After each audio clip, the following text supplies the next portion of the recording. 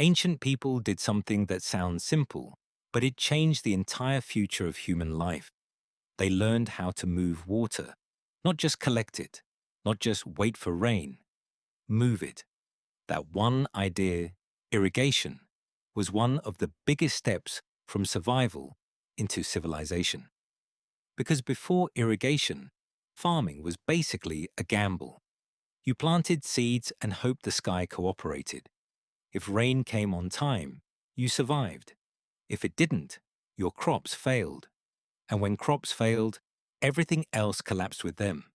No food means no stability. No stability means no real city.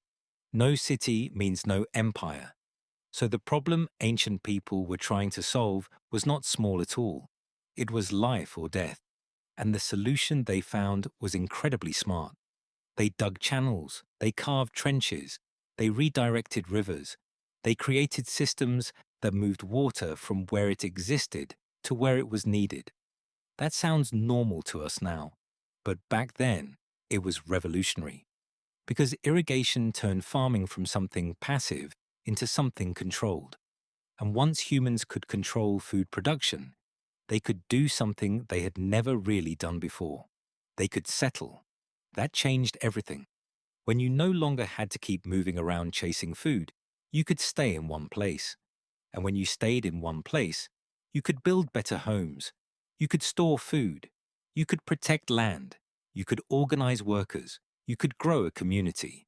And when the community grew large enough, villages became towns. Towns became cities. And cities became civilization. So irrigation was never just about water. It was about power. Not political power at first. Basic power. The power to survive the dry season. The power to feed more people.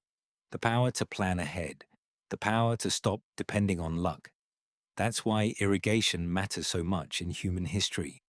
Because once ancient people learned to guide water, they also learned to guide their own future. And you can still see that same idea today. Modern farming still depends on water systems. Modern cities still depend on water management. Modern societies still collapse when water is mismanaged.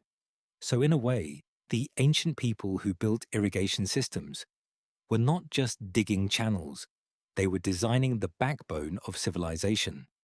And they did it with tools far simpler than what we have now. No machines, no engines, no satellites, just observation, labor, memory, and intelligence. That's why irrigation deserves more respect than it usually gets. It was one of the first human technologies that turned nature into a partner instead of an enemy, and that changed the world forever.